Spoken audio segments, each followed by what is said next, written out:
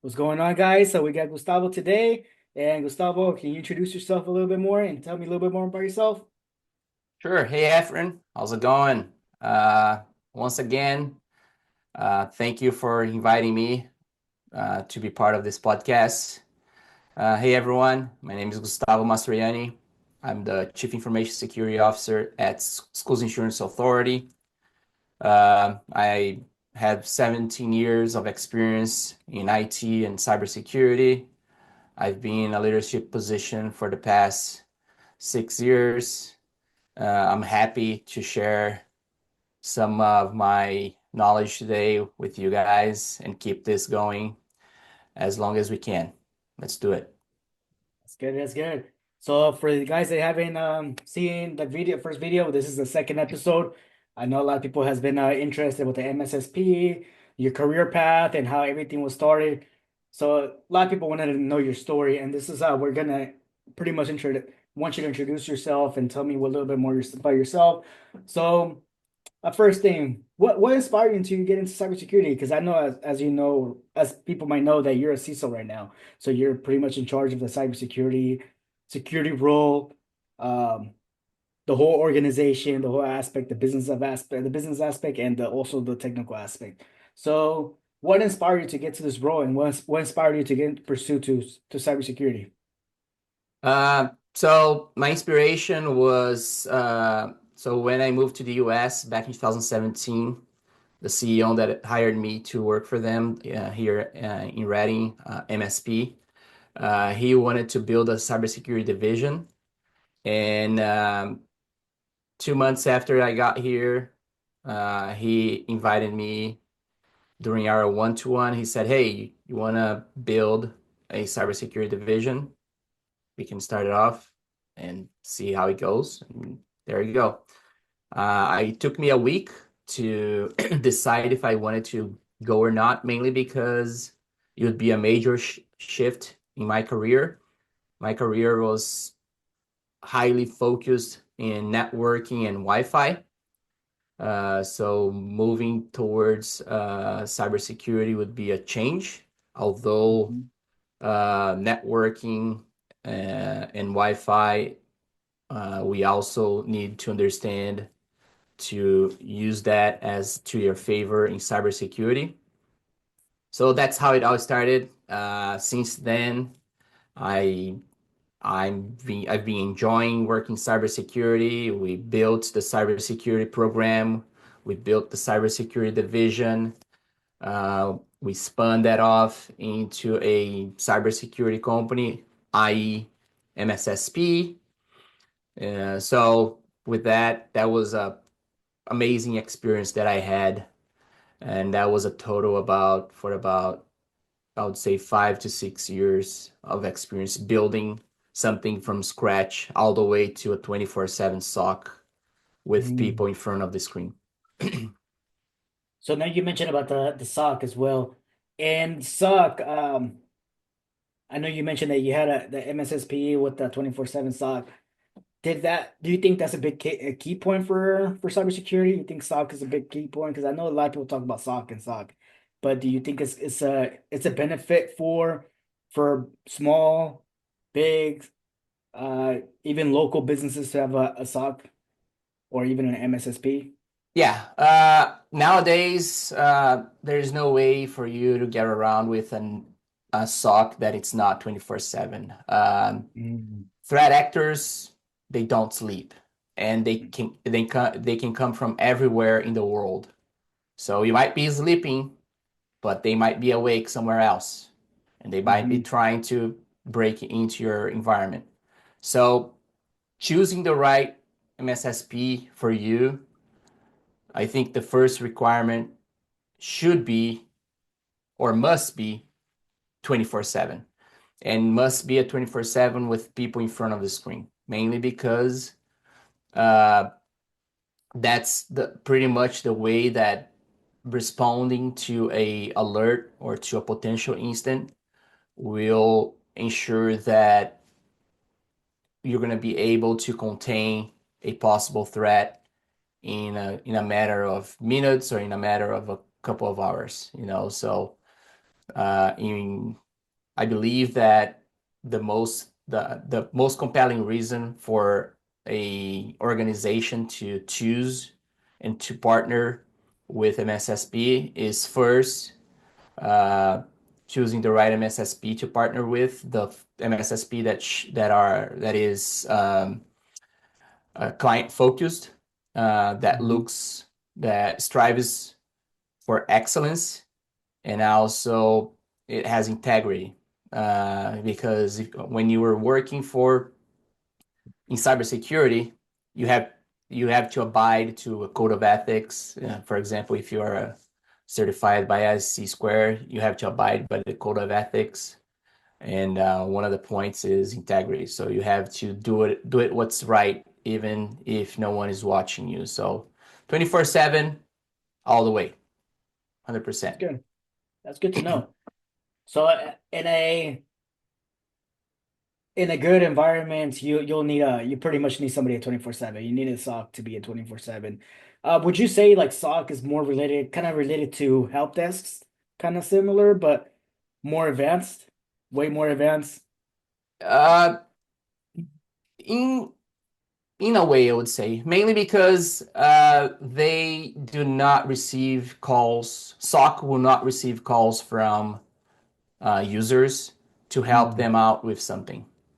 SOC is always the SOC team will always be watching for alerts coming in, triaging those alerts, mm, making sure that alerts that are marked as high priority by the SIEM or by the XDR or EDR, and after performing some investigation, ensuring that the priority that was marked by the tool is actually the priority that should be uh, delivered to the client when the incident needs to be escalated. mhm, So the escalation is part of the process, right?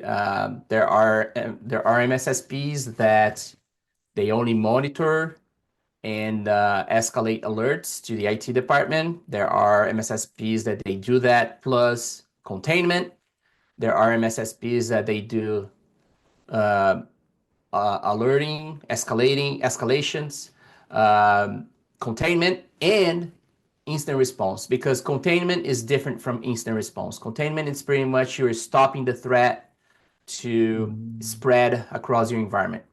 And instant response, the digital forensics and instant response is the aftermath. So you're going to investigate what happened, how it happened, what were the point of entries, what are the things that were compromised by the threat actor, if there was any kind of a data exfiltration, if the threat actor had access to um, personal information or confidential information, so on and so forth. So there are different flavors of a MSSP out there, and you have to choose the one that suits you the most uh, in terms of your business needs within the organization.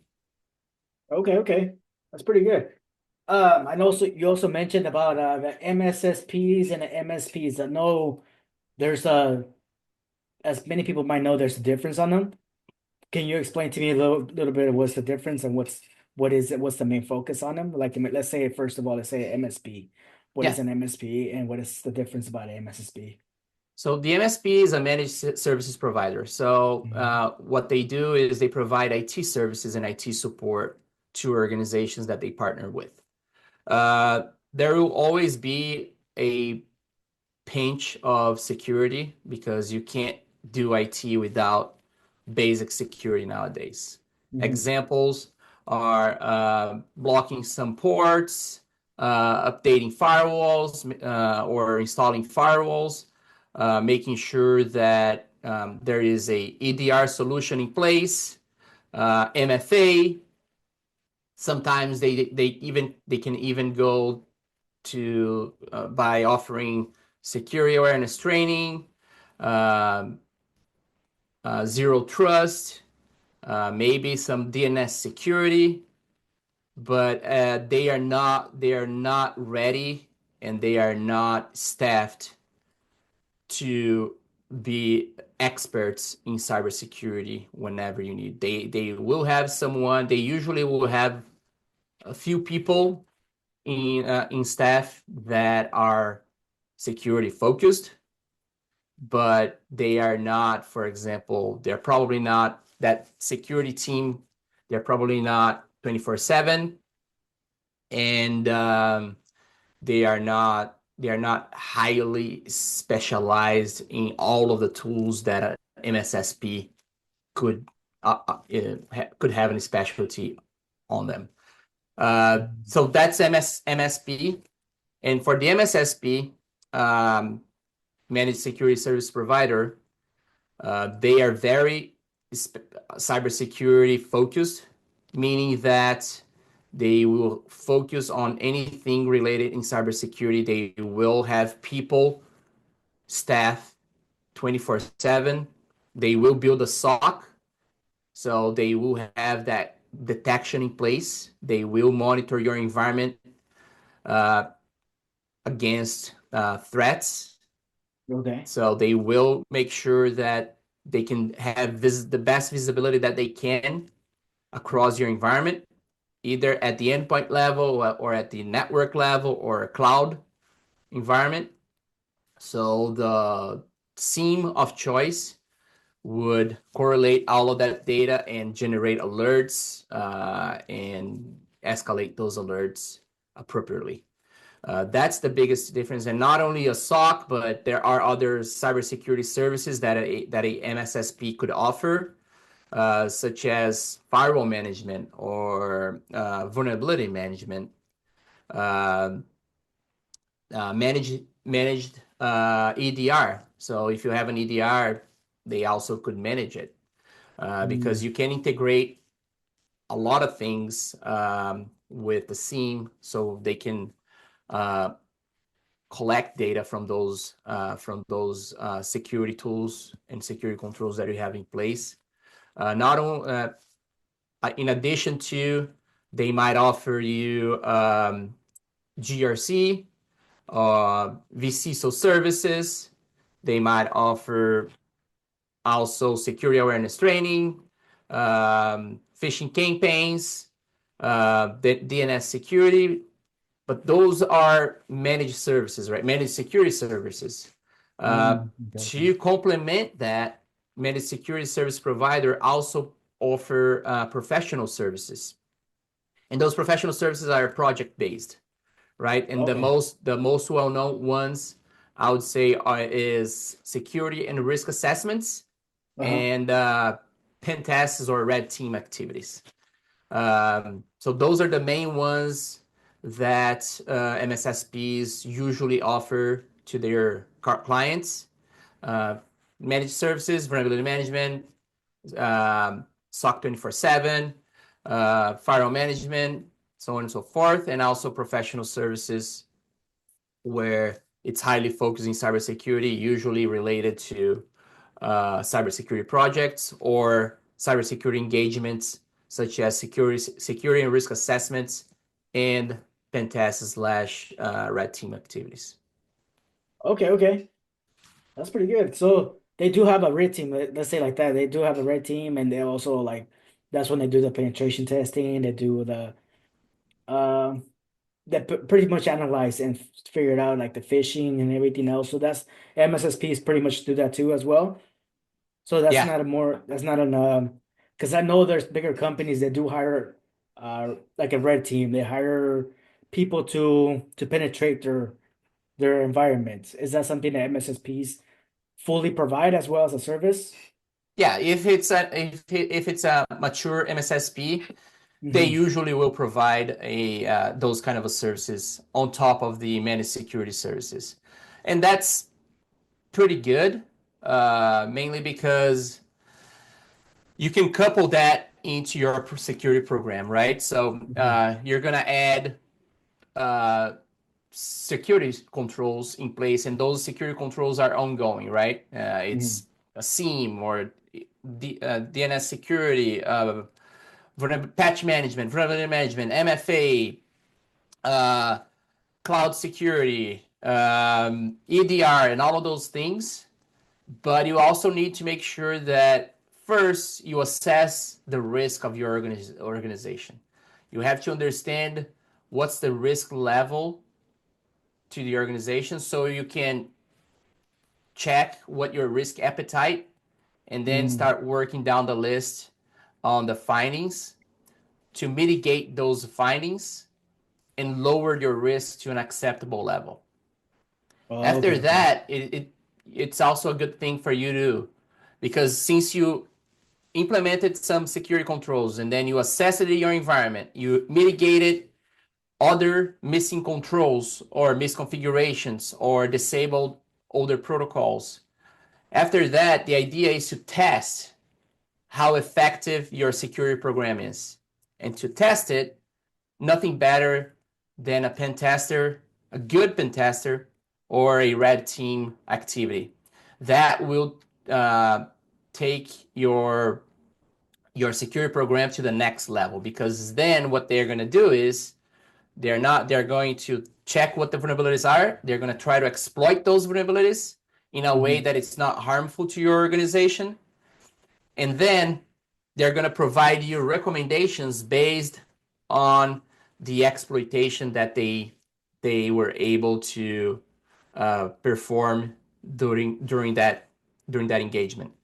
So Okay. that will, and the final goal it is to demonstrate the impact of that exploitation.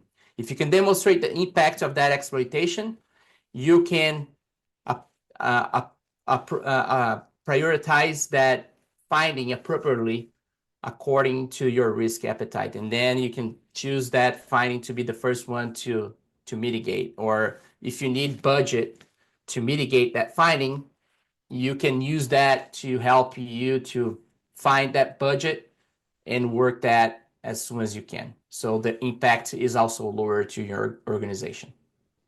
Okay, okay, okay. That's pretty good. So, do you think it's a high budget for a company that should be? Do you think a pen test will be cheaper or is it gonna be pretty expensive for a pen test and red team? It all depends on the size of your organization. Mm. A paint test can vary from $10,000 to almost Oh, $100 or even $100,000 and more. oh shoot. Uh, for example, I can tell you that usually a pen test um, engagement is about 40 hours total Okay. in average, depending on your objectives, of course. Hmm. But you you can use that as a guideline. Uh, and for a 100 employee, about 300 assets, it might cost you about 15 to 18 grand for that engagement per year. So you should do that in a yearly basis, test your Hmm. environment in a yearly basis. But today's pricing is about between 15 and $18,000, and it can go up if you want to test it more, if you want more hours, if you want to make sure that you sweep out your environment. Hmm. And of course, there could be uh, different environments as well. And we're only talking about an internal pen test. We're not talking about an external pen test. We're not talking about a cloud environment pen test.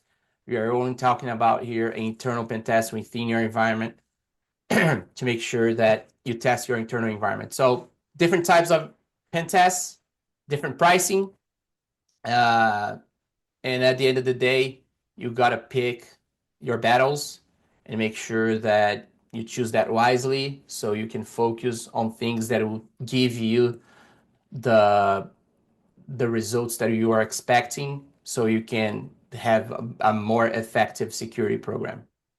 Okay, okay. Shoot, that's a lot of money, man. 10,000, the cheapest? Yeah, it's not cheap because Yeah. those pen testers, they are valuable. They are people who are very intelligent. They know what they are doing. They they have skill sets that normal Not people do anybody not has. have. Yeah. Yeah. That's some skills right there, man. That's not I don't think it's something that is teachable. Well, it can be teachable, but it's gonna take a long time. It's teachable as long as you apply yourself, as long as you do Hmm. labs, as long as you have the opportunities within the organization, as long as you want to be a pen tester, you can do it. It's only a matter of having that can do it mindset, and you will be Hmm. able to do it. Depending on the situation, may take more time because sometimes the organization is sponsoring you, is helping you, is giving you the right opportunities that can that goes along with your learning process. Hmm. But not a lot of people have those opportunities. So again, it takes time. For some, may take less. For some, may take more. But it's up to you to achieve that goal if you want to be a pen tester. That's pretty awesome. So do you think that it's good to start in the blue team to understand the fundamentals of stuff like that, learn the defense system, then go to the red team and be a penetration tester? Would that be the route, or pretty much just gonna jump ship and go to red team? Trying to learn I've jet. seen that people would do better if they start at the blue team first and Hmm. then goes to the red team. The reason why is because you learn how to defend, you learn how to implement security controls. You learn what the blue team is would see in terms of alerts, in terms Hmm. of instance, if there is a threat actor trying to exploit any vulnerabilities within the environment or try to escalate their privileges or try to move laterally Hmm. or try to evade an EDR or try to bypass security controls or trying to uh, do some techniques like pass the hash. They will all see that on the screen. They will see that on how the SIEM would alert. So knowing those things, knowing how the defensive systems work, will give you the ability to have the opposite mindset when you are on the red team. Meaning Hmm. that how can I bypass those tools, or how can I uh, make less noise as possible while I'm performing some TTPs, right? Hmm. Um, techniques, and procedures. How can you do that? How can I do that without ringing a lot of bells? Because there will be a point where good SIEMs that are well configured and well maintained and well monitored, they can see the beginning of a potential attack. Hmm. So having that in hands, knowing how it works, will make sure that you try not to make a lot of noise at the beginning of your pen tests. And you can, and that's a good thing because one of the objectives of your pen test, for example, could be I want to enhance the detection engineering of the blue team. And by doing that, the red team will have that in mind. So at the beginning, they can try to make as less noise as possible. And Okay. then in conjunction with after the pen test is done, in conjunction with the blue team, you can work together to enhance the detection engineering. And part of that is the purple team, right? The purple team sits in between, but not a Okay. lot of organizations have a purple team. So they do they try to get to the red team and the blue team try to get together to enhance the security controls, the detection rules, and all of that. But more mature organizations, they will probably have a few people within a blue purple team, which is that team that will sit in between the red and the blue that does the that I would say checks Oh, okay, between okay. those two teams. So again, it's a pretty good, but not a lot of organizations have the opportunity to create a purple team within their organization. I think that would be a more of a budget thing because it's you're paying someone else just gonna be a referee. Would you say Yeah, that? it's not a referee per se, but it's a team that will analyze the results, and Oh, they will okay, okay. also be because they will have the mindset of the red team, and they will have the mindset of the purple team, the blue team, and by having those two mindsets, it's not going to be a referee, but they will all work together with one goal to Oh, okay, enhance okay. security and then also to create more exploitation opportunities for the red team. So it's a Mm, combination of a lot of things. okay, okay. That's pretty cool. I know. I heard about the what was it, Gray Hat? So it's a similar. It was the same thing, right? It just they just named it differently, or No, it's a different thing. So a gray different hat, thing. white hat, gray hat, and black hat, they are related to the pen tester side, meaning on Oh, the okay. red team side. Uh, so white hat, they are there to help out the organization. Hmm. They are there to identify bugs and vulnerabilities and report that to the vendors and report that to the organization.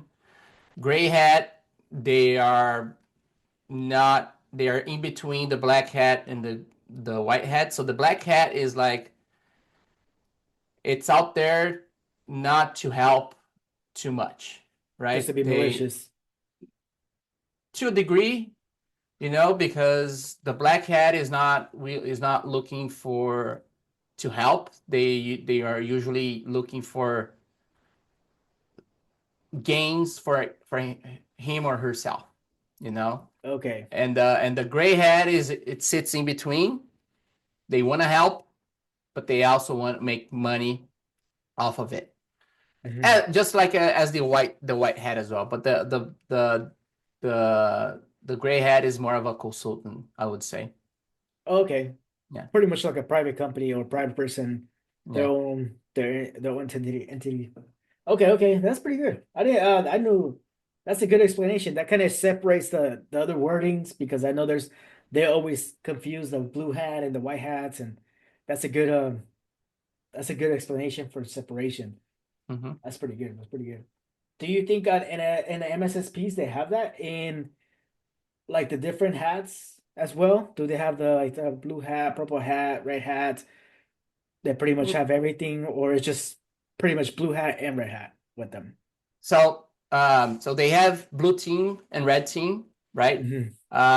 And on the red team, they will have white hats, right? Because at the end of the day, that's why other organizations hire the MSSP for Hmm. to hack into their environment It's and funny how you point say out, hack. yeah, and point out because it's an authorized hack, right? So Yes. it is authorized.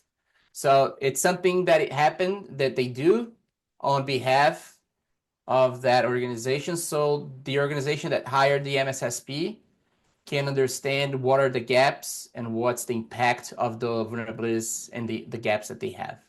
So Mm. it's two different things, and that's most of the MSSPs that they have out there. Okay. Uh, as I said, having a purple team is awesome, but it costs a lot of money. And at the end of the day, only well mature organizations would probably have that. Mm. Okay.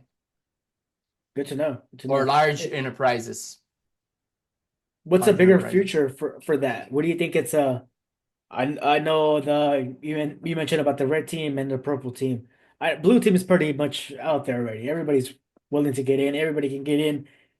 Do you think if somebody's trying to get more into pursuing to the purple team, is there a benefit for that, or is it going to be really competitive? It's Or going the to be red hard team is? because at the end of the day, not all of the organizations and MSSPs have a purple team. So you may act as a purple team. but at the end of the day, you're probably going to be sitting either on the red team or the blue team.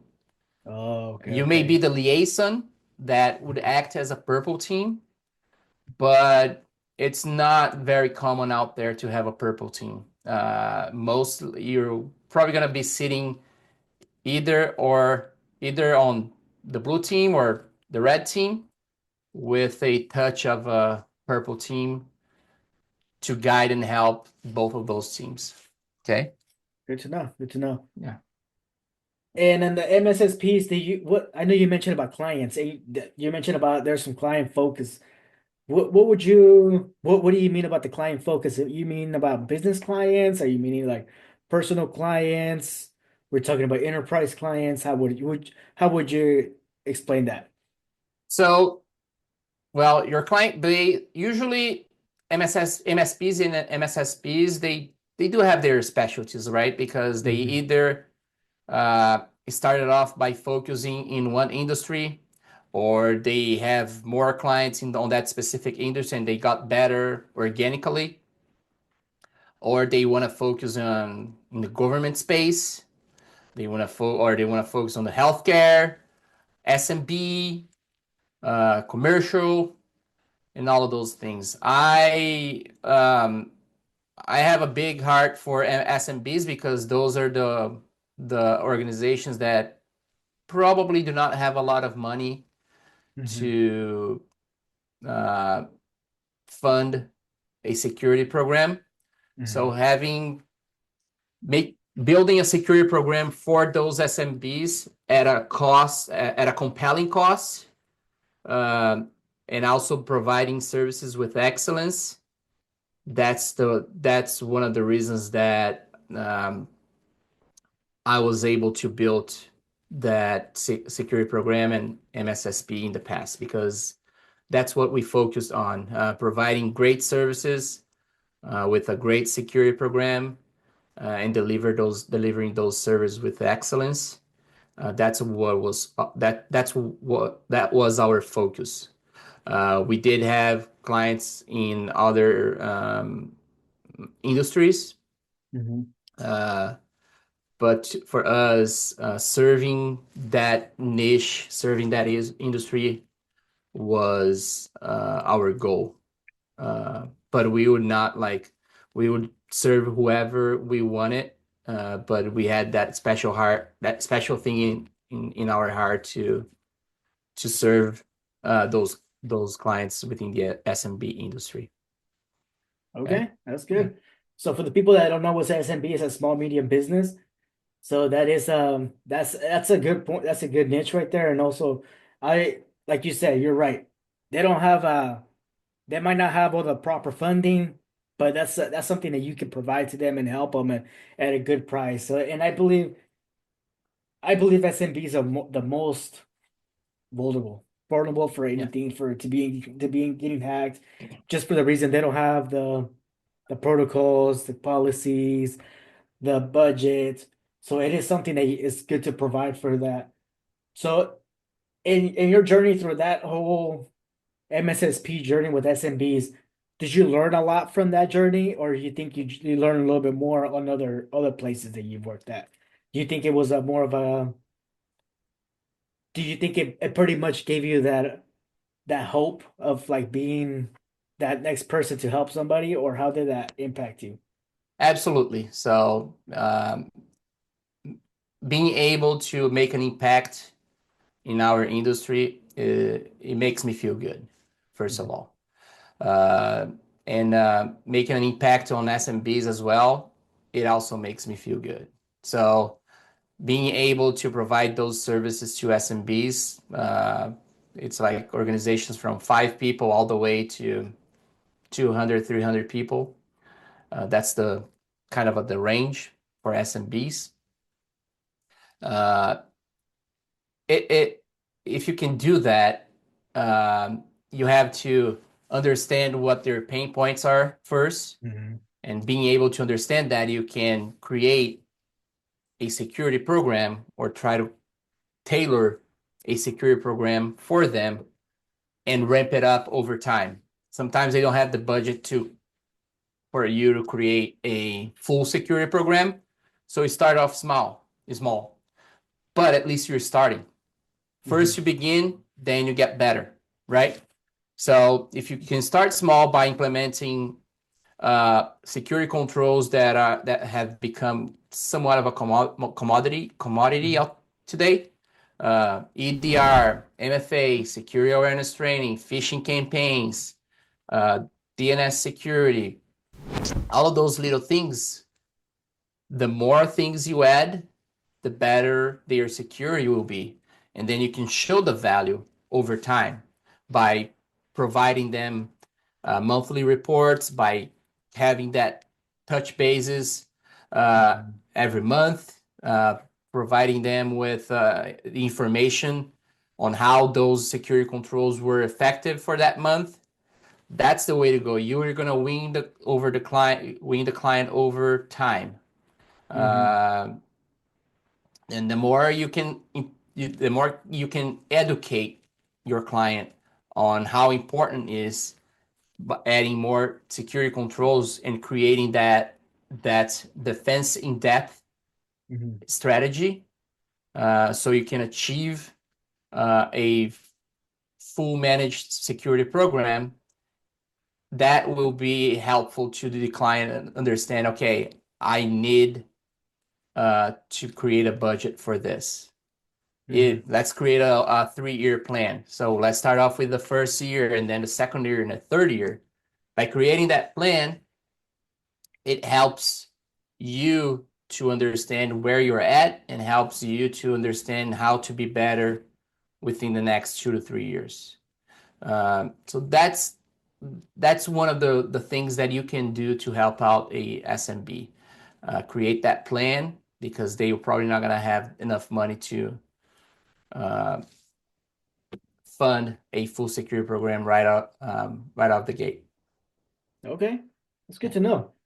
What would you give an advice for somebody, let's just say for small, let's say SMB, a small medium business. So what would you recommend them for like what tip would you give them to first work on? It was like, hey, you know what, you need to work on your networking security. You may have to work on your policies. You might have to do some phishing campaigns. Just some free advice for somebody that's maybe just listening to this that might be has a small business or medium business, and just kind of I believe that that's also going to give you a little bit more of an open door for them to kind of maybe even just reach out to you. It's like, hey, you know what, I have this business. I want to expand a little bit more. This I think it's just going to give you opportunity as well. Yeah. Some MSPs and MSSPs, they do have a questionnaire that they uh, ask Awesome. the customer to answer it, but I'm not a big fan of that. I think if you want to do it right. And Hmm. the right way to do it is to performing a security and risk assessment of the environment. That Hmm. way, you will be able to create a security program uh, that it's right for the organization, that will fit the organization's needs, that will align with the business needs. Because you have to balance business and security. Hmm. It can't be unbalanced. Hmm. So the first step, perform a security and risk assessment. That will identify all of the gaps. If you're missing a EDR, or if you're missing a security awareness training program, or if you're missing DNS security or whatever, Hmm. uh, that will be called out on the security risk assessment. Okay. Obviously, that at a very high level, you can quickly identify some things by performing some quick checks in the environment. But again, if you want to when you do something, do it right, Hmm. because it may be a little bit more expensive, but in the long run, it will save you a lot of money. And for those SMBs that are thinking of not creating a security program, or working or partnering with an MSSP, Hmm. I would say something. I can assure you that the cost of a data breach or a ransomware attack is way more than partner with a MSSP that could maybe prevent one of those attacks or lower the impact of Hmm. an attack. So think twice and make sure that you separate a budget for your security program. Okay. Yeah, that makes sense. If you're gonna start it, might as well just do it right and get a full checkup on everything, just to see if everything's what's missing. And the thing I liked about what you said too, you kind of tailor with their situation. It's not something like I bring a whole pack. I got a bundle of services, and this is what you need. You're pretty much tailoring what their need and they're needing and what they're expecting to. So that's pretty awesome, man. That's a Yeah. good, really. I think Hmm. that's a really good business perspective and approach as Yeah. well. Yeah. Yeah. So that I Absolutely. like that a lot. So let's go back to now we're going to ask a few questions here. So why is it good to know the OSI model and understanding the crucial in cybersecurity? Like, is that something that's gonna for like an entry level or trying to get into cybersecurity, you think that's a good benefit to understand the OSI model? 100%. You Yep. must know OSI model if Okay. you're willing to work in IT and in cybersecurity. Knowing how the OSI model works and how it fits to both IT and cybersecurity, it's paramount. So just a reminder here, OSI model, 7 layers, right? Hmm. Physical, data link, network, transport, session, presentation, and application. So knowing all that those 7 layers will help you to understand how things work and troubleshoot.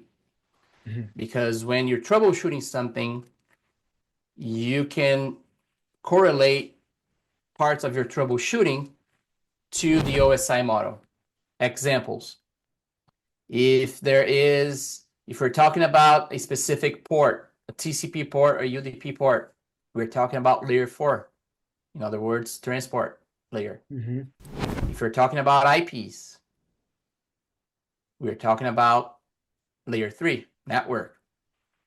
If we go down to layer 2, MAC addresses, that's how wireless networks work.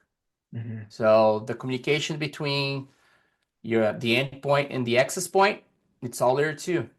So you got to Hmm. know layer 2. You got to know MAC addresses. You got to know what happens at the layer 2 level. Now, if there is a problem with cabling or a Wi-Fi card or a device or a Ethernet cable, fiber optic, that's where comes in layer 1, right? Even Hmm. wireless frequencies, Hmm. right? You got to know layer 1. Now, other than that, if you tested all of those 4 layers and you couldn't find anything, the problem might be at layer 7 application. So again, OSI model is a must. If you don't know OSI model by heart, it's going to be hard to break into IT, Hmm. let alone cybersecurity. That's the Yes. basic foundation for everyone in IT to uh, to know that. That's paramount. Yes.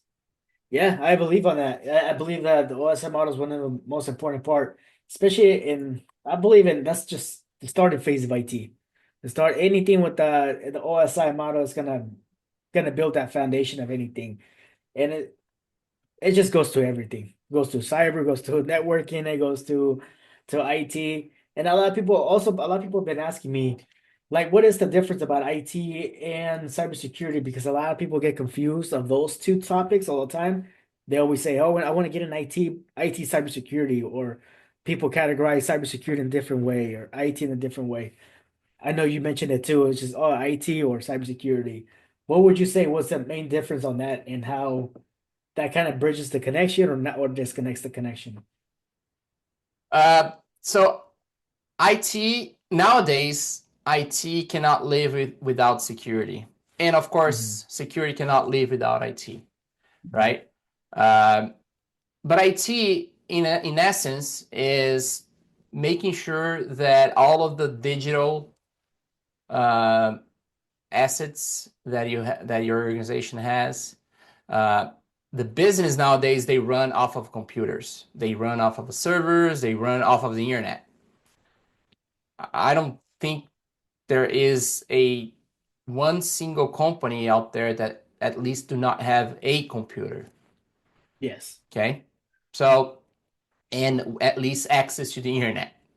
Yes. So at the end of the day, IT will help the organization to keep moving forward, to keep the business running, uh, and it will support the systems, making sure those systems are have high availability, not meaning that they have redundancy or things like that, which they might have, Hmm. but keep those systems running as long as they can to so the business can continue to make money and serve their clients.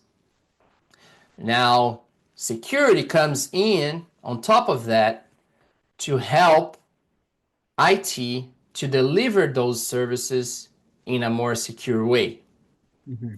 Because nowadays threat actors out there, they do not care if you're a small business, you're a big business, you're a large business. They just want money at the end of the day. Hmm. So now, when you can, if you can deliver those IT services with with a security mindset, or with a security on top of that, that is a plus to the business.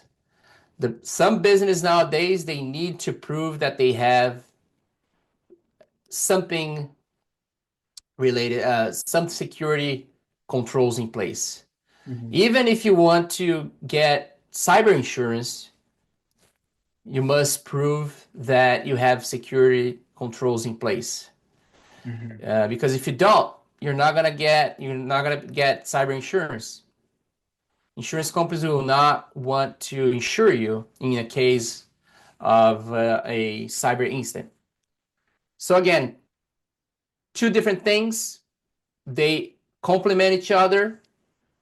They cannot survive without each other, and they are different things in a way that IT may have a pinch of security, and Hmm. security may have a pinch of IT. But if they stay on their lanes and they work together when they have to work together, that business will be successful. Okay, okay. So they both pretty much work with each other. In the end, it doesn't matter what type of what role are they at. They're still pretty much working together. Yeah, they will always will, because if there is an incident, the SOC team usually will not go after the system because they might not have access to that system to remediate if Mm. something is going on. Then that's when the IT department comes in and helps the remediation with the recommendation coming from the SOC. So there's Mm. always going to be that um, that alignment, that collaboration Hmm. between those two teams. Always, 100%. Um, it's paramount as well to have that collaboration between those two departments within an organization. Okay, I see, I see. Now I see what you're talking about now. So you kind of see like the IT would be more the system admin and pretty much the face of the of going proceeding through stuff and a hardware base, and cybersecurity is more of the back end. You pretty much don't see people, but they're already working. They're always working on something in the back end. Yeah, and Okay. they must be 24/7 nowadays. It's paramount to be 24/7 because threat actors, they don't sleep. Yeah. Although your business does not may not run 24/7, and maybe that's why you might not need a 24/7 IT department, but you you will need a 24/7 cybersecurity department or a cybersecurity team or a SOC team to be Mm-hmm. monitoring your environment 24/7 against um, uh, threats. Any threats? Okay. Okay, I can see that because yeah, threats never gonna stop. They're always gonna be. They just want you to slip up on one day, one little minute, and that's when they get in. Yeah, So that exactly. makes a They lot of sense. they just need one opportunity. Yeah, one little opportunity, and after that they're in, and it's game over from there. Yeah, exactly. Yeah. So you think? Do you think that threat actors use a lot of maybe social engineering, email phishing, emails, like stuff like that? Do they do a lot of that, or do you think it's more of just like the hacking perspective? It's like, oh, I can hack your computer, or I can hack your firewall or something. Is it more like that, or is it more like the social engineering aspect too? Uh, More of social engineering, absolutely. Nowadays, more than 90% of the data breaches or security incidents, they Hmm. start off with social engineering, either by uh, phishing emails or phone calls or something that it's trying to lure the user or lure people to get their credentials. Vulnerabilities, yes, you can exploit those, but the majority of the times you're probably going to need a credential. And by Hmm. needing a credential, the easiest way to get those credentials is by getting a user to Pretty give it much to you, exposing them to, yeah, give it to you, and that's the way to go. So, yeah. I think that's one of I believe that's one of the toughest parts to figure to kind of stop because you don't know how it is, and it's just all talking, it's all chatting, and you never know. mhm. It's the toughest part. Yep. Uh, have you noticed that it's just been growing, the social engineering aspect? Has it been like more of a threat now since in the past or in a few years? It has been mostly like that for most of the past years, I would say, mainly Okay. because uh, threat the threat actors are getting more and more sophisticated, Uh-huh. on both by being able to exploit vulnerabilities, but Hmm. also coming up with different ways to uh, different creative ways to get credentials from users. They Hmm. create fake websites. They try to take advantage of disasters, Okay. situations, such as the That's a LA good, very fire. good. That's some really good points right now. Yeah. Oh yeah, and I think I seen you post that Yep. they had multiple fake websites and they were targeting the people with the fires. That's a really good topic. If you want to talk about that, that'd be great. Multiple fake domains, not fake domains, but malicious domains, I would call it. Hmm. That was one example. Another example was during the CrowdStrike outage as well Hmm. in July. They did the same thing. They created lots of malicious domains so they could pose as CrowdStrike support to help Oh the shoot, organizations. that's Yeah, tough. that's not good. They try to take advantage uh, of people that are willing to help, Hmm. um, and try to take advantage of them. And for the LA fire, as an example, they were trying to create like um, kind of like GoFundMe, Hmm. where you can donate money for a cause. Um, but they create fake websites, and what you're doing is you're not helping anyone. You're just giving your money away to For threat some random actors, person, yeah. and that's not a good thing to That's do. So tough. That's tough. Yeah, especially just like you're trying to help somebody and this just that all that stuff is pretty much gonna backfire on you. Yeah, that that's sucks. why Pretty you much have the to. That's why you have to try to always go through the uh, legitimate ways that you know, like go Okay. to the CrowdStrike website, call the CrowdStrike support coming that you can see on the website. If there is any kind of relief fund to those who were affected by the fire, check if it's a official government website or if it's a reputable um, organization that does that constantly over and over Mm. again when disasters happen. So that's the best way to go, and not just believe in someone who might shared a post from someone else, and Yes. then that can generate a cascade effect Mm. that could affect a lot of people and innocent people that are just have good heart and they are Hmm. willing to help someone else.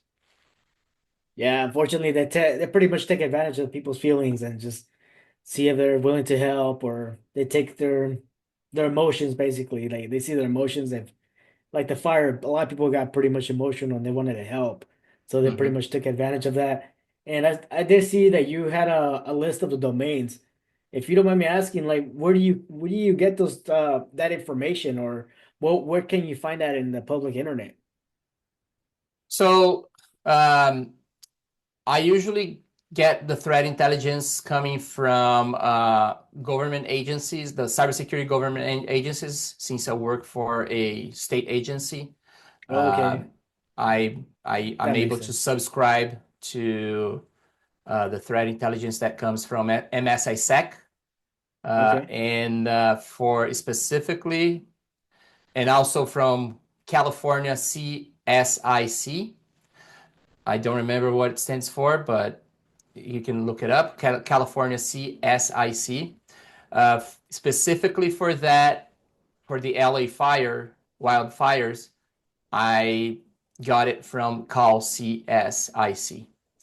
okay, And then for the CrowdStrike outage, I got it at first from MSISEC, and then I added more domains that came from a reputable DNS security company called mm, DNS Filter.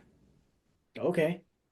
It's good So to you know. have to be aware of what's out there to not only to help the organization that you work for, but also share that threat intelligence across the board, so other people who might not have access to that threat intelligence, Hmm. to use that to their favor so they can protect themselves against those malicious attackers. That's good to know. It's good to know. Yeah, because I've seen the page, and that was a lot of domains. I Yeah, think that was, yeah, it was easily more than 40 domains I seen. much It more was a than that, lot. many more Yeah, than that. I think it I was said, about hundreds of that. yeah, it was. I think it was like 6 pages full of domains. So Yeah, it was a lot, and yeah, yeah, I think it had like 40 in each page. No, not even more. It was a lot. yeah. It was a lot. I can tell you it was a lot. It was not uh, just like 5 or 6 domains. It Yeah, it could, was multiple I would ones. say, couple between 100 and 200 domains Yes. around that. Yeah, that's insane. And that's gonna constantly happen. So it's just like something that we're all gonna have to look into it. And that's good to be sharing that information. If it's like something that we can help each other out, it's great, especially for the Hmm. people that like to doing this. That's good to have. Yep. Um, so yeah, what else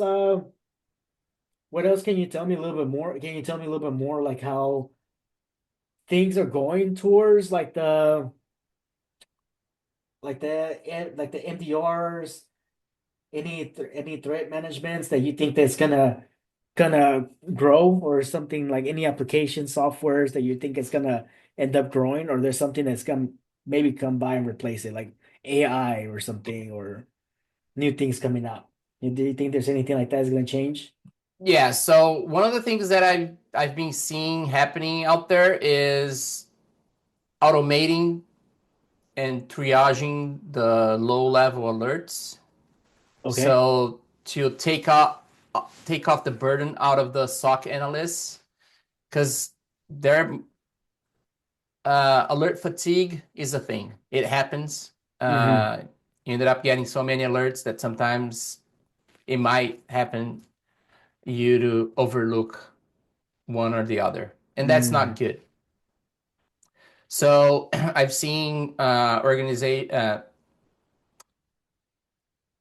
I've seen vendors, security vendors, creating new products that what they do is they try to automate those alerts as much as Hmm. they can, and working with AI as well, right? So they embed it with AI, and they try to automate that as much as they can.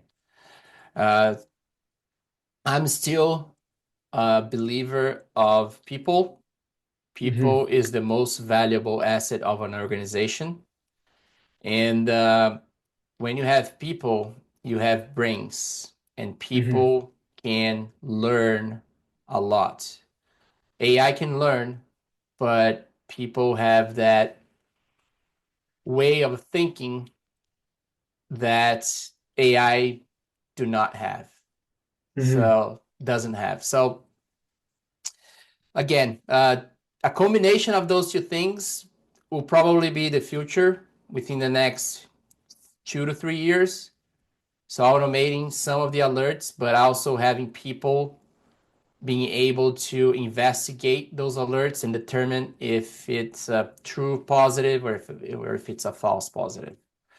Uh, that's a trend that I've been seeing in the past 6 months. It could be good.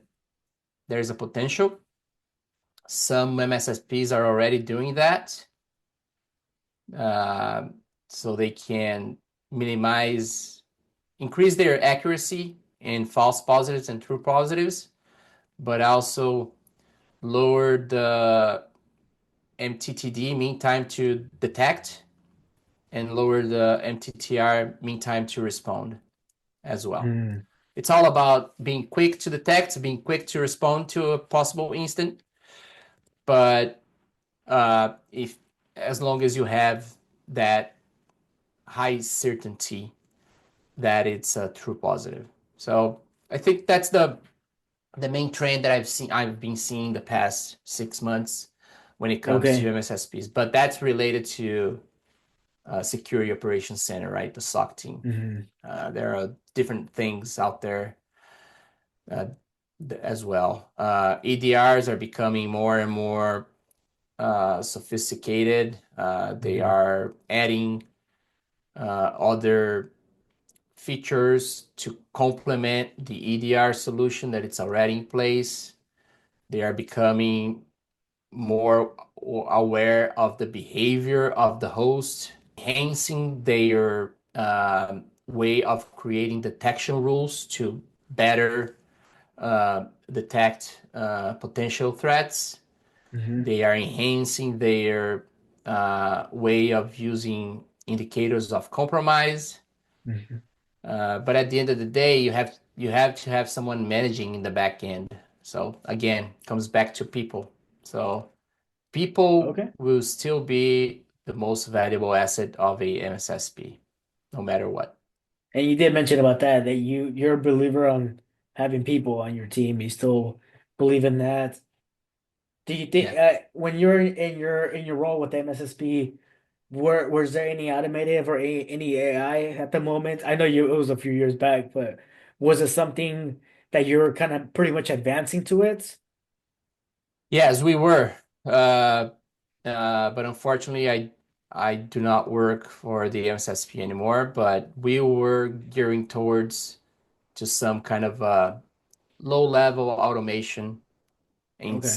in some points. But I unfortunately I did not have the opportunity to keep moving forward Hmm. with those things that we wanted to do, Hmm. those projects. But I'm sure that there are MSSPs that are doing out there, and I know of a few of them that they do that already. Okay. Yeah. I noticed that you have a strong belief in MSSPs because you came from that and they showed you pretty much. Do you feel like it made you who you are pretty much for like the technical and business and everything. It pretty much kind of like it gave you that experience, it gave you that role. It showed you how to be more efficient of everything. Do you think that was something that helped you? Yeah, absolutely. Yeah. I'm a believer of MSSP if it fits well to the business that you're partnering with, right? Okay. So you can also have your own IT department, your own SOC team. And that's okay. If you have the budget, if you have the need, you have the business need, and if you and at the end of the day, it's probably budget. But if you have the business need to have internal team, maybe it's a regulatory thing. It's a regulation. Maybe you must have some that internal team, uh, and it's okay. But if you don't have the budget, you maybe do some kind of a co-managed environment where you may have internal IT, internal security team, but you augment that with a MSP or a MSSP. So the MSP, MSSP cover the gaps that you have as internal IT department and internal security department.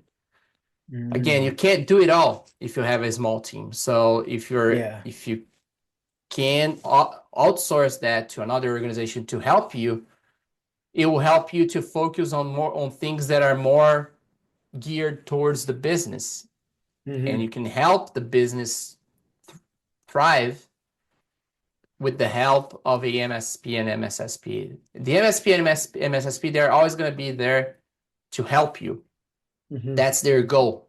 They want to enable your business to be more effective in terms of the digital transformation or cybersecurity, or being or serving your employees by having a help desk, helping them by, hey, I need to reset my password, or I forgot my Hmm. password, or I'm locked out of my computer. Those Hmm. little things, outsource it to a managed service provider. Detection 24/7. It's hard to build a team that is 24/7. It's hard to find people that will get excited and to work 24/7 for one organization.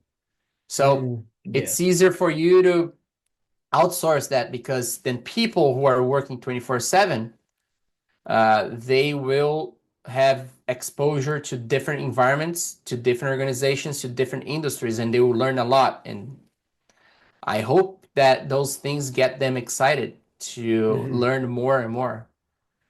So again, it depends on your business model and depends on your business needs.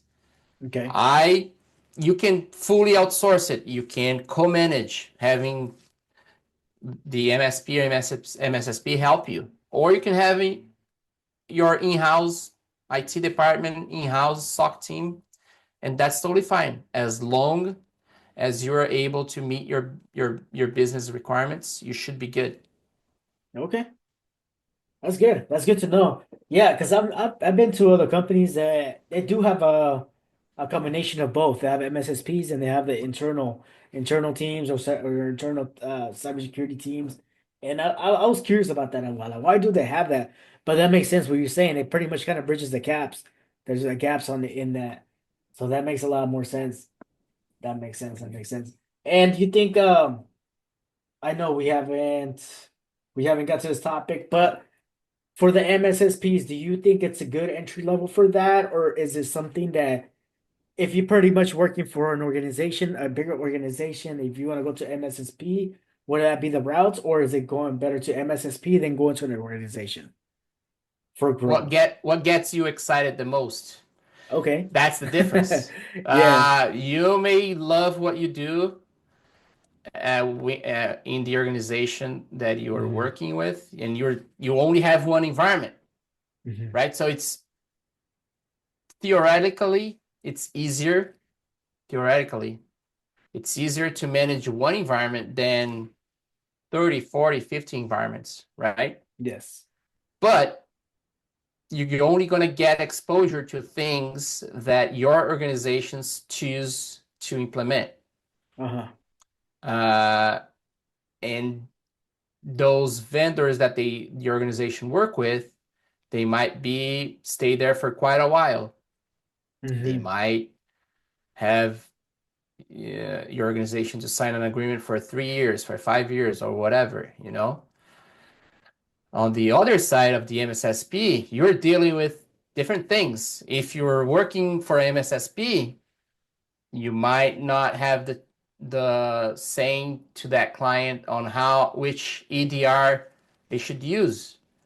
Oh, okay, okay. You might not have a saying on which firewall they use.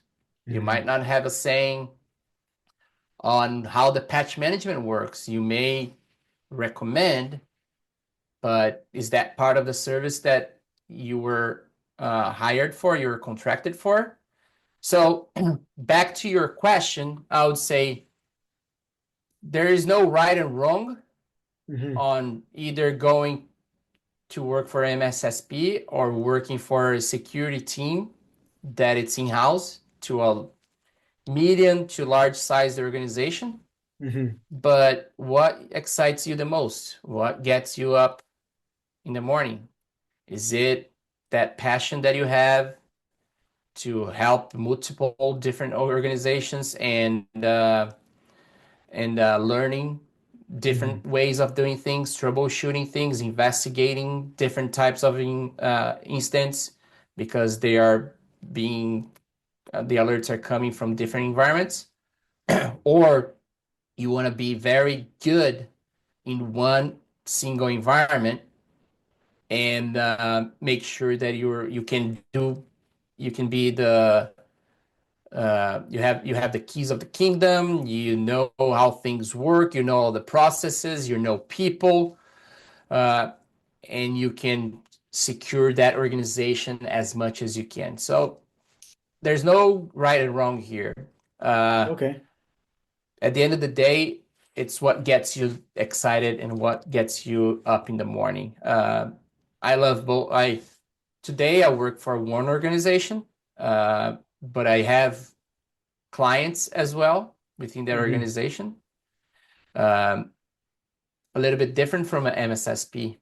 So again, I I have the passion for both of those, and that's why I'm talking about MSSPs today here because I have this passion of in me that MSSP is there to help you. Okay. I think the way that you're explaining the MSSP gave you a lot of how can I say it gave you a lot of different expertise. It opened a lot of different doors to you. It wasn't you weren't specialized in just one thing, even though your role was for maybe some one specific thing, but you pretty much did a little bit of everything. Is that correct? Yes. Yes, I did a Okay. little bit of everything in the beginning when we were building the cybersecurity program and the Okay. cybersecurity division. I was a SOC analyst. I was a security engineer. I was a security and risk assessor. I was a Oh virtual shoot. CISO. I was a security program builder and creator. I was a CISO. So That's a lot. I wore a lot of hats until Yes. I got to the job position. Okay. Uh, and that was part of the process. And I was able to learn a lot because I wore different hats since from the beginning. I was a network engineer. I was the Wi-Fi engineer. I had multiple roles in a Hmm. span of 4 to 5 years. Okay. Yeah. That's really good. Yeah. Because that shows you a little bit of everything in those 4 years. You kind of get an experience of everything, pretty much get an expertise of a little bit of the things that you have. Yeah. That's another question that kind of sparked up right now when you told me about that. What do you think about, let's say you're a network engineer and they give you opportunities to go to, let's say like a virtual CISO or something different, like it's out of your picture, out of your scope. And what would you say as do you see that as more of an opportunity, or do you see that more like, oh, this guy or my company just trying to take advantage of me because I know a little bit of that. Do you see that as a negative or as a positive? Like, they're giving you an opportunity, or they're just trying to take advantage of you? What I would you always see see that? I always see as a positive thing, Hmm. unless I've been proven wrong with bad experiences in the past Hmm. that I've been through, or that people who work for the same organization have been through as well. Hmm. But I always see it as a learning opportunity. Hmm. You're being exposed to something different, something new, something out of your comfort zone. Hmm. So I mentioned this during our previous podcast. Hmm. Always try to be outside of your comfort zone, but not too far away, because Hmm. that could be risky. But being a little bit away, a little bit away from your comfort zone will always help you to stretch and be better Hmm. and learn different things. And the more you do that, all of a sudden, quote unquote, more opportunities will show up Yeah, in front of you. yeah, I And do believe that's that. not because they want to give you that opportunity, because you're the chosen one, Yes. because you're Neo. No, you're not Neo. It's Yeah. because people saw that you are open to learn, and you're always stepping out of your comfort zone. You're always doing what they ask for, Mhm. and you do it with a smile in your face Yeah, because you love what you do. that's And no true. wonder they're going to give you more opportunities. Yeah. It's not because it just fell on your lap. It's Yeah. because they see that people are Yeah. seeing what you do, and they Yeah. will begin to trust you in a way that you think, why they're trusting me? No, they are trusting you because you are a person who is willing to get things done. Yeah. That's Yeah. good to know. That's good to know. I know I would get that a lot of feedback from a lot of people. They always tell me, like, "Hey, Efren, why do you do so much? You know that's not part of your role, and that's not part of your pay rate." But I look at, from my perspective, I always look at it as an opportunity. It's like, okay, they're giving me this. It's an opportunity for me to grow and understand this and learn the fundamentals of this. Like, they gave me, as an IT, we don't work on really projects, but they've gave me opportunities for projects. They gave me opportunities to pretty much supervise. It gave me opportunities to be a lead. And of course, it's not an official title or anything, but it's pretty much they're giving me opportunities to do this, to run on multiple sites, to run multiple projects, um, to be like the second hand in command. Pretty much they gave me these opportunities, and I've shown them. I was like, hey, look, like you said, give a smile, always be happy, willing to work on it. And of course, I don't think I was ready, but I've worked for it, I've understood it, and pretty much it just made me who I am. And I think I see those opportunities as a great thing. Yeah. And So, for those people who told you that, hey, why are you doing this? It's not part of your job role or job description. yes, People will do this. So yes, again, don't let ever somebody tell you that you can't do something. yes, People can do it themselves, and they will tell you you can't do it. So hmm, that's how it works. yes, They're gonna always try to stop you. Don't let hmm. them tell you you can't do something. Just go ahead and do it. No, I appreciate that, man. That was uh, that was something I wanted to get from you too. Okay. So let's go. Now we're gonna talk about a little bit about security technologies and labs and hands-on experiences. So what would you say, like, I know we're talking about we talked about labs earlier, and I know you mentioned about some great labs that you mentioned before, like Try Hack Me, some Cisco labs, physical labs, and you also mentioned another one. It was something related to Blue Team. I Yeah, forgot so where. yeah, so there's a certification called Blue Team Level 1 and Blue Team Level 2. They are pretty good. Okay. And their price is fair for what Mm-hmm. they offer. It's a training that you do, and they have a lot of labs, and you're gonna learn to be not to be a SOC analyst, but you're gonna learn how a blue team or a SOC analyst what they do on the day-to-day basis, right? And Hmm. blue team level one, it's kind of like being a SOC, entry-level SOC, Okay. okay? SOC analyst, I'm sorry, entry-level SOC analyst. Uh-huh. Uh, try Hack Me, they just created a certification as well that Okay. it's pretty much similar to blue team level one. Okay. So, and they do have a lot of, and they have labs that you can Hmm. pay like in a monthly basis.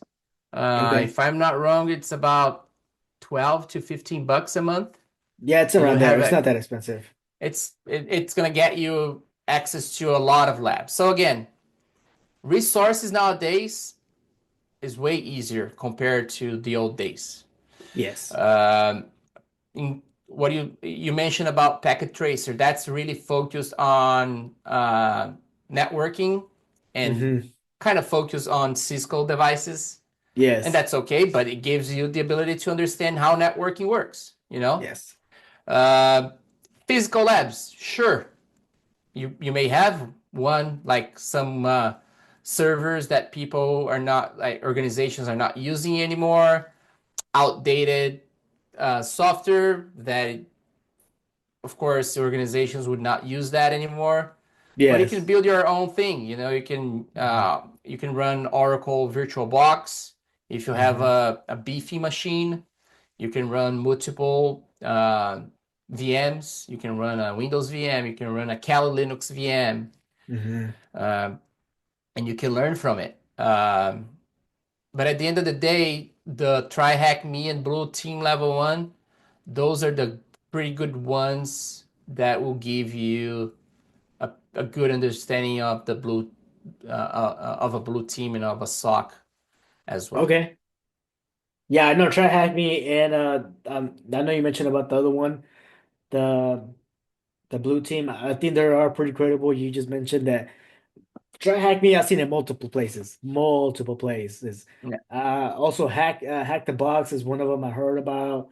Um, I'm currently using one. It's called Less Defend. It's pretty fresh, so it's still pretty good. I like that one a lot. So, yeah, but yeah, try hack me. I believe that one's more like a red team, but I'm kind of surprised that they got to the blue team perspective. So that finally they did that. So that was good. As long as you are learning, Yeah. uh, you're good. Yeah. You may choose your platform of choice, but as long as you're Mhm. learning, it's Yeah. all good. There are some learning uh, platforms that are well recognized out there. Hmm. Uh, so you have to ponder those things, but still, as long as you're learning, that's the way to Yeah. go. So that's an example. If you see if you're part like if you're in the hiring process, do you see those like the try hack me certifications or the blue team certifications?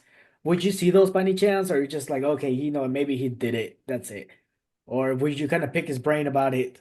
Well, I see it, and of course I'm going to ask questions about it. Yeah. I'm not just going to believe because you may you were able to pass or you did some labs, but what have you learned from it? Hmm. Let's test it out. Let's see if Hmm. you actually learned. Um, Again, you may have all the certifications you want, but do you have the knowledge? Yeah. So you have to trust but verify. Yes. That's true. That's true. I know some people are very book smart, man, and they just pass, but they can't understand the how things work, man. Exactly. So now you mentioned about certifications. What would you say about certifications? What would be a really good entry level for, let's say you're trying to get an MSSP or an organization, cybersecurity. I know there's a little topics of everything, but what would be the basic certification that you're looking for somebody for Um, cybersecurity? CompTIA, Security Plus, Network Plus. There are other CompTIA certifications out there as well. Pen Pentest is Pentest Plus specifically to Pentest, but CCNA from Cisco, I will Hmm. always recommend that one, no matter what. I hear From great things about CCNA. Yeah, ISC Square, the certified in cybersecurity CC, the blue team level one, it's pretty Hmm. good. The certification that Try Hack Me just created, there's a potential to be good as well. Um, Microsoft certifications like Azure, AWS certifications, maybe. But to me, the most important ones are the ones that will provide you a great foundation. So CCNA, CompTIA Security Plus, uh, ISC Square CC, certified in cybersecurity, um, and I would say Blue Team Level 1 as well. Okay. So they'll be Yeah, like your four main ones that you see. Pretty much like they'll be like the ones that you're looking to.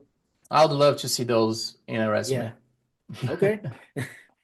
What do you think about the CC of IEC Square? Do you think it's valuable or is that it's just pretty much like a certification? They just throw it out there just to It's a help you good get it. certification for entry level. Yeah. It gets you a general understanding of cybersecurity. Okay, Okay. so it combined with Network Plus or Security Plus and CCNA, and then Blue Team Level 1 will give you a pretty good, solid foundation, Okay. coupled That's good to with know. experience if you can get as well. Yes. Yeah, that's pretty good. Yeah. My goal for me, it was more like going to the Security Plus and just kind of skip the CC. What would you say on that? Uh, it's as long as you apply yourself on Security Plus, uh, get the CNA. CNA Uh, is one of the ones I want to. uh, if you don't want to go all the way to On CNA, you CCNA. may go to Network Plus. It also gives you a good foundation. Hmm. Uh, you may skip CC if you want to. That's okay. As again, you gotta have the knowledge. Yes. Certification is good, but you gotta have the knowledge. If Hmm. you see that CC, you got the knowledge from other places, it's fine. No Okay. matter, it's okay. Uh, if I would recommend one or the other, I would recommend Security Plus over CC. Okay. Good to know. But Good to know, I man. would not not recommend CC. I would always recommend CC as well, but it's Yes. just a matter of what you have in your what you have in mind Yes. for your goals. That's good. That's good. Pretty much like what's in your standing so far, how much you know. If you're like fresh into cyber, I say CC would be the best route. Yeah. Okay, so this is another one. What should an entry analyst focus, like cybersecurity analyst, focus on network security, mail security? What would SOC analyst? What would be the best focus for them if they want to get into a entry level SOC analyst? Networking and systems. Networking They system. must know those That was two a quick one. things. Yeah. And then of course cybersecurity concepts as well. Okay. And learn how to triage alerts and how to investigate that first line of investigation. Hmm. What are the tools that I can use to investigate that alert? Like, okay, what's the destination IP address? What's the port that it's trying to exploit? Hmm. Is that IP address considered malicious? uh, Hmm. is there a file hash involved in this on this alert?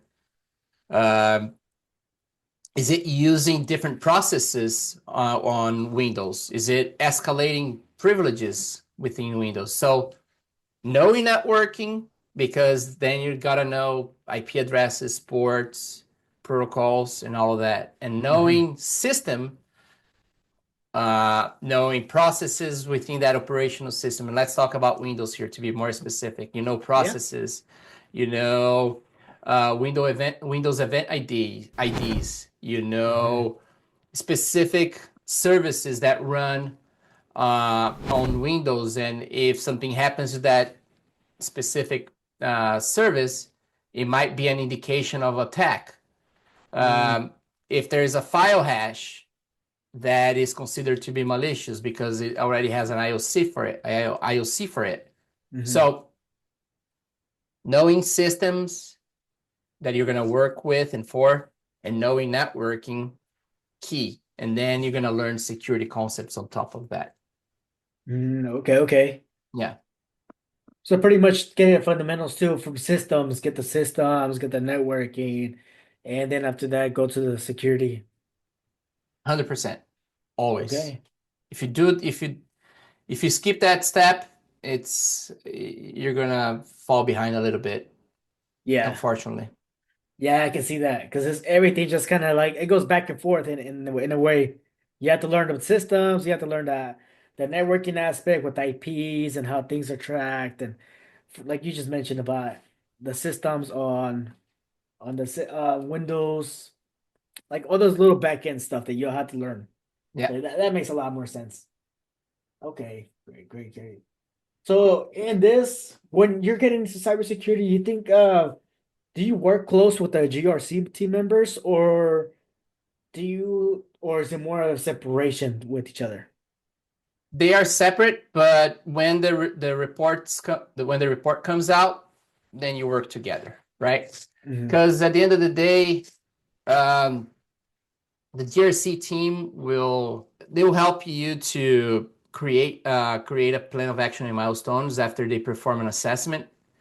Hmm. And what they're gonna do is they're gonna work with the security engineers, for example, or work with the SOC team on how to mitigate some of the findings, Hmm. right? They want to make sure that the risk of the organization is as low as they possibly can get. As low it is as low as it can get. Hmm. Um, and there has to be some kind of collaboration between those two teams because one is operations, the other one is GRC. Um, so sometimes there will be compliance, um, and by compliance, sometimes you have to abide to some regulations that are Hmm. out of your control. So Okay, okay. they will work. They are separate teams, and they usually work together after an assessment is performed of that environment. Okay. Yeah. So for as a CISO that you are right now, do they whenever there's a let's say like when you have your analyst team and did everybody bring you the documentation and everything that would that be combined with the GRC and also with the cybersecurity team? They will pretty much get it together and present it to you, or how would that work with you? Yeah, so the GRC team would present those reports to the CISO, to the SOC manager, maybe, to the engineering team as well, depending on the size of your organization and depending on how your organization is structured. Mhm. But at the end of the day, the CISO will take that and decide what is going to be the prioritization of those remediations and what's the most important to the organization, what what presents the most risk to the organization, and there has to be a decision on how to prioritize the remediations as well. So the CISO will be in the meeting, of course, with the SOC manager and the security manager, uh, the GRC manager as well. So it's all about a team. There has to be a collaboration from everyone within the organization, and even we. Even the IT department as well would be there. Okay. Yeah.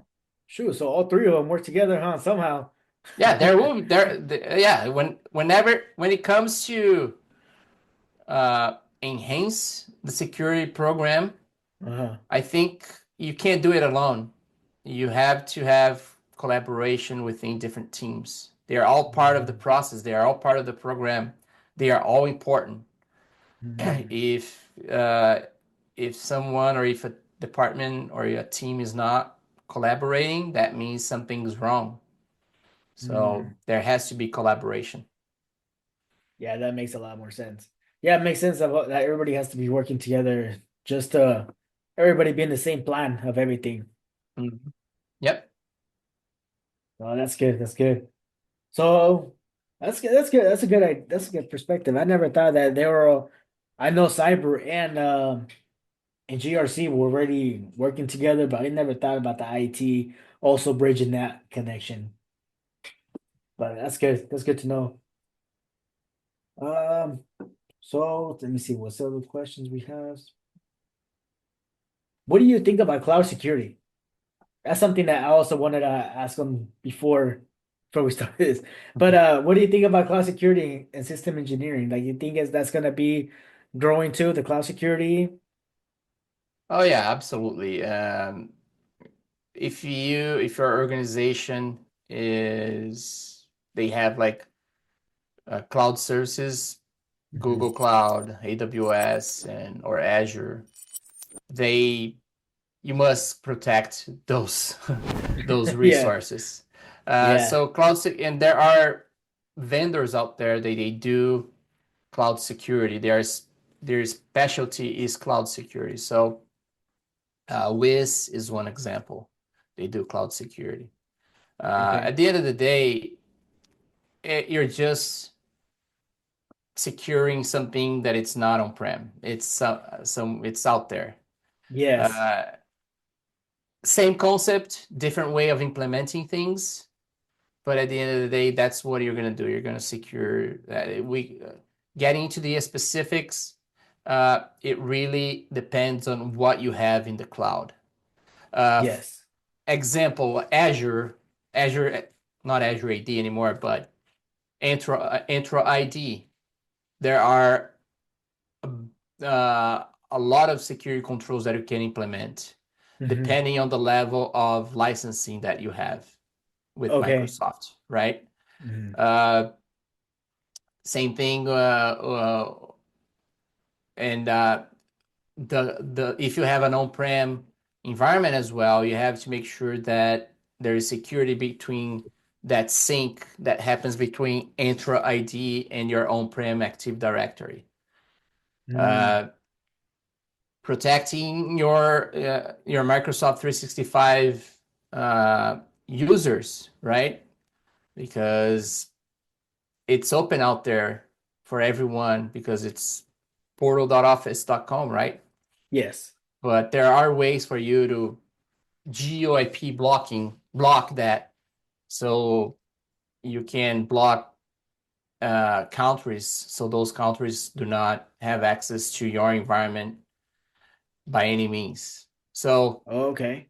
cloud security, it's there is a lot uh, Yes. to talk about, and but at the end of the day, just think that you're protecting your servers or Yeah. your environment somewhere else and not on-prem. Yeah. I think that's a tough subject right there because you're not your cloud servers, of course, they're not gonna be on-prem. So now you're pretty much you're hoping for Microsoft or AWS, all these companies to protect your data. So that's when you pretty much need that cybersecurity team, right? To be in the middle looking at everything else. Is that correct? They will provide you high availability. They Uh-huh. will provide you very basic security, but it's your environment. You're paying for it, and you have to secure it. So at the end of the day, it's your responsibility uh, Mhm. to secure your data, to secure your environment. Microsoft, they or Azure or Google or Amazon, they all have security. Of course, I'm not saying that, but you you don't spin up a server in the cloud and leave everything open. That's on you. Yes. That's not in That's in another. AWS or Azure. You know. Yes.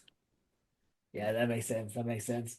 What do you think about the cloud security, man? You think it's in the beginning were you kind of like iffy about it? You didn't want to do it, or was it like, you know what, let's proceed through it. Let's try it out.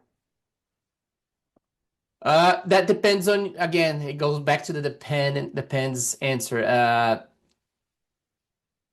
You have to meet your business needs and how your business works. If you're 100% remote work, like, or pretty much remote workers you have in your organization, Mm-hmm. there's no reason to have things on-prem. It's Mm-hmm. better just offload it to the cloud. Now, if the majority of your employees work from the office, that could be different, right? If you have a hybrid policy, you could do both, you know. But at the end of the day, it's about what's best for your business.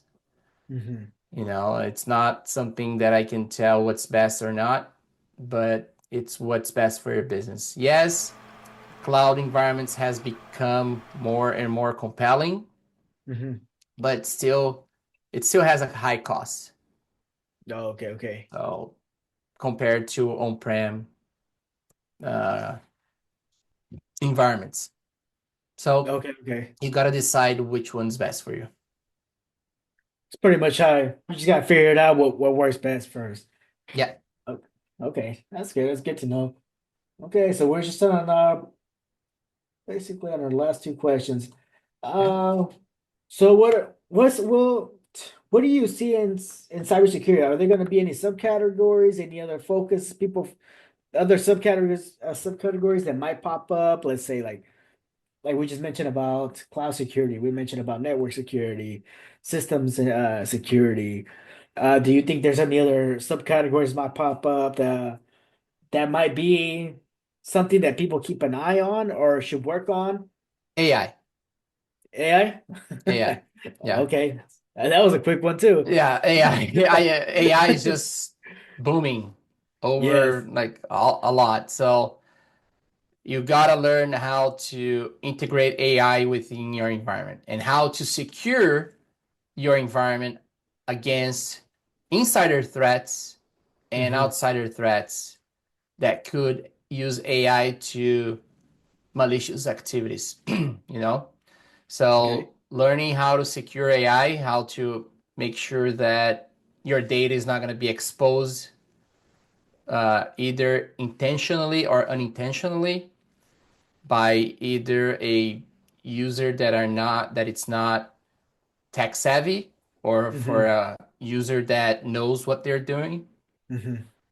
So to me, one of the biggest things that are going to be needed for the next 2 to 5 years is someone who knows how to integrate tools and AI to help the organization to uh, be more effective in their business and to use AI to make things better internally, make processes better, make decisions better. And at the end of the day, the business will thrive if they use AI in a way that will help them to uh, be more effective. Okay. Yeah. So AI is definitely going to be one of the biggest ones. It's going to be like one of the, I could say like beneficial and also risky, just for the Yes. things that you can input and the things that it can pretty much translate and what makes it okay. Mhm. Do you think in this AI security, do you think that it's going to be more of on-prem? Like, are they going to have the on-prem server somehow, or they're pretty much going to use a third party like ChatGPT? Microsoft. I don't know which was Microsoft. Copilot, Copilot, that's the Copilot. one. Yeah. Yeah, So Copilot. I believe that it's gonna be a combination of on-prem LLMs, AI, and cloud AIs, let's call it, right? Hmm. And that's why we need to be careful Yes. because your data may be out there unintentionally. So it's we're gonna have a combination of those two things for quite a while Okay. until people get more comfortable, people understand better how AI works, how to secure AI, how to secure the data, how to classify and categorize data, uh, and how to give the proper access control for Hmm. data for people. It's gonna take a while. It's a journey, Yes. but in 2 to 5 years, that's when things are gonna start booming because then people, they are some organizations are already have staffing, already have people in staff on staff that are working with AI and trying it out, understanding until it gets to a point where okay, we're ready to move forward with AI, either those cloud AIs like ChatGPT or Copilot Hmm. or Gemini, Hmm. or just running some LLM internally. Okay, okay. Yeah. Yeah, that I can see that a little bit of combination of both. What is something to prevent putting on the AI? I know I personally think it's just like putting anything personal. I think that's something that it's just you should never put in the AI because you don't know where that information is being stored at. Personal things, personal PII, PFI, PHI, personal health information, personal financial information, personal identifiable information, any confidential data from your organization, Hmm. intellectual property, client information, all of those things. You have to be careful because as soon as you Hmm. put it out there, there's no way back. Yeah, pretty much like social media, man. You post a picture, Yeah, that thing's all over the place now. yeah, You might think it's it's safe, but over. no, that's in all type of servers. No, yeah, that's true, that's true. And that's a really good niche about the AI. And that's amazing that you're mentioning in about 2 to 3 years. That's really fast. Really, really fast. And that's going to be for those organizations who want to be in the forefront of their industry. Hmm.